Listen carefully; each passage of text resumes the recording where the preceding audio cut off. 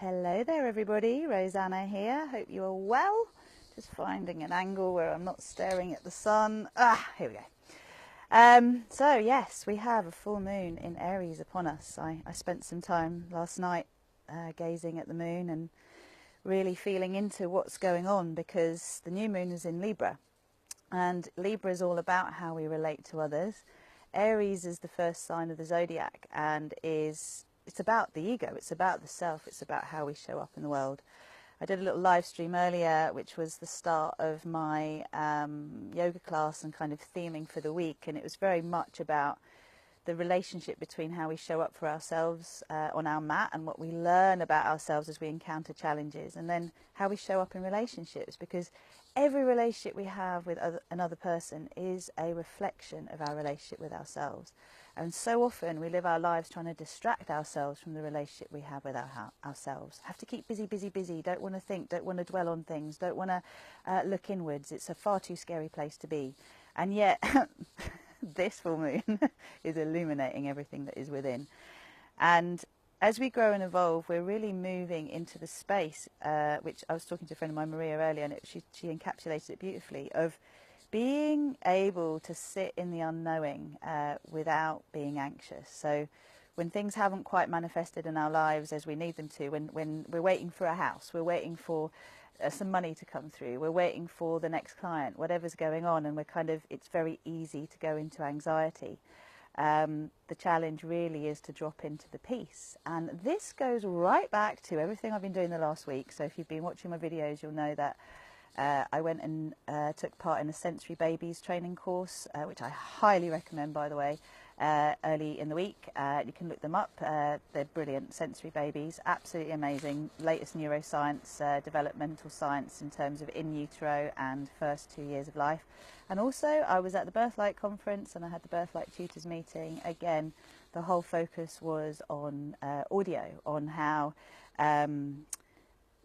there's been some controversy in terms of how our senses actually develop in utero, but it is agreed that our sense of touch is the first that develops, so tactile, and then the last is eyesight, and then how the others all are kind of created in between is a whole other thing. But what is for sure is that we are social beings.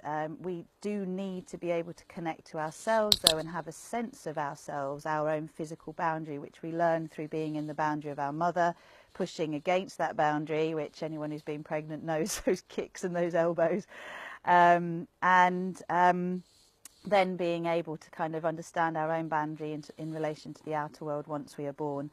And how we relate to ourselves, how we relate to others, will very much depend on how we were related to in our early life, both in the womb. We know bonding starts then, and also in the first few years of life, when we're kind of entirely dependent on those around us to survive. Now, other videos are coming on this, but in particular I've mentioned that most parents don't know how to read their baby's cues in a subtle detail. I certainly didn't, you know, and I was pretty self-aware as a 22-year-old, but I didn't have any specific training in knowing when my child was not overexcited to the point that it was already too late and a meltdown was necessary. And I mean that as a new baby as well. Now, this is all important, as I said, because we are, hello Lucia, welcome. We are constantly viewing ourselves in relation to how we were viewed, how we were perceived, what kind of feedback we got from those around us that we needed to bond with in order to survive. And so if inside is an icky place, if inside is a place that's not very comfortable, that you can't find peace with, then we are going to be looking outwards all the time to try and make things better inside, and often we can feel empty, we can feel like we're not whole in ourselves, and as a result of that we look to others to fill us up. So whether that's feeling that we will become whole through becoming a parent, or through having a relationship, or whatever it is that we focus on, if we do come from a place of lack internally, then all that will happen is that lack will be mirrored to us. Hey Ian. So it's really important to take this full moon and the messages of this full moon as okay, what is within me still that is calling out for more self-love? Which parts of me do I still hold in judgment? Do I still hold in some way as not acceptable as they are? I have to change them before I can have what I want. I had the biggest pivotal shift around my 40th when I realised I was holding myself back from having the things that I wanted because I felt I had to be perfect before I actually had the things that I most wanted in my life. And when I made the decision that wasn't true, and that's all you do, it's a decision, and clear up the programming around it, then things really changed. But we will make ourselves suffer. We will make ourselves suffer so much in order to prove right whatever conditioning we actually inherited as children.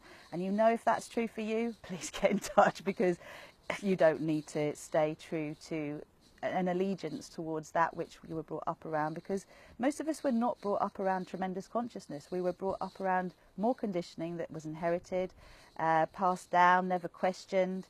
We've all learnt to suppress ourselves as a way of being social beings. We let the nice side out, we hold the not so nice side in, and only the people that are closest to us, who are around us all the time when we haven't got our best face on, and this is the whole thing about subconscious programming, is when you're conscious of what you're doing, you're conscious, but when you're not conscious of what you're doing, when no one's looking, how do you show up? How do you show up for you? How do you show up for others?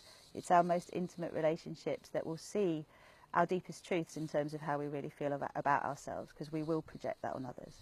So I take this a bit of a step further, which is, you know, a question in terms of what kind of womb did you grow in? Was it a happy womb? Was it an anxious womb? Was it a depressed womb? Was it an indifferent womb? Were you wanted? Were you not wanted? Do you know any of the story behind you? And for those of you who are seeking to grow babies and feel that your womb's letting you down, that your womb's a traitor, that your body doesn't work properly because it's not giving you what you want, so there's something fundamentally wrong with you, there isn't something fundamentally wrong with you. But you have inherited some shit that you're going to need to clear, because you have to think about whether you would want a baby to grow in the toxicity of your mind and your emotional state if most of the time being inside of you isn't a very nice place to be. Why would you want to put a baby in there?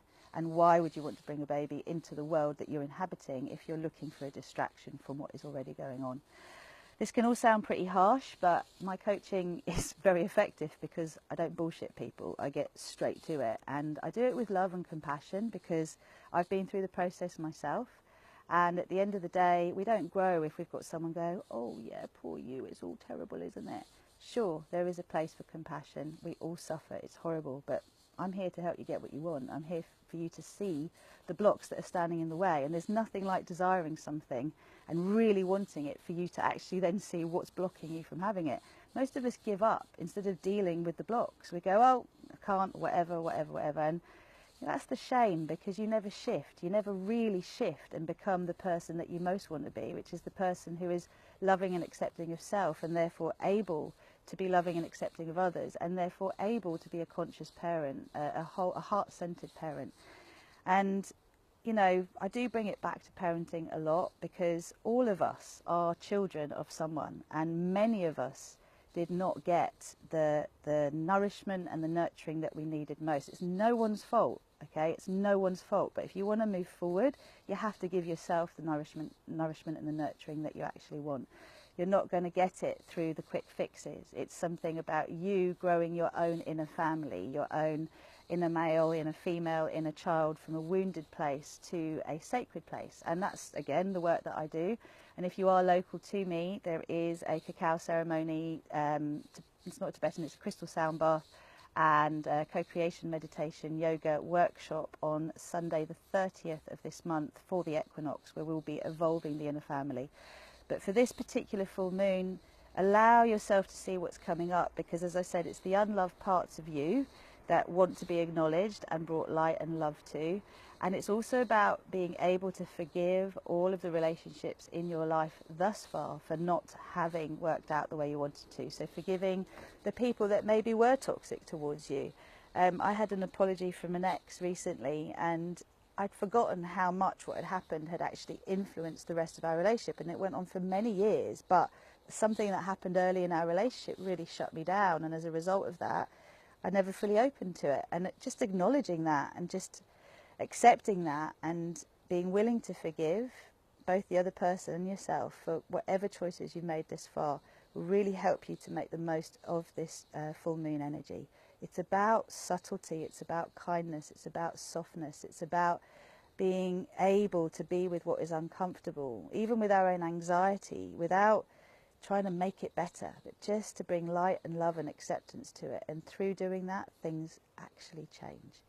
So remember, if you are one of those la la la la la, sweep it under the carpet or whatever, and you're ready to make a shift. You're having trouble getting pregnant, or you know you're motivated by fear more than love, you find it's difficult to sleep, you get anxiety, you're in the same Groundhog Day scenario every day, and you want it to change. You've got to really want it to change, not a little bit, but like really want it to change, to the point that you'll find whatever resources you need to make it happen.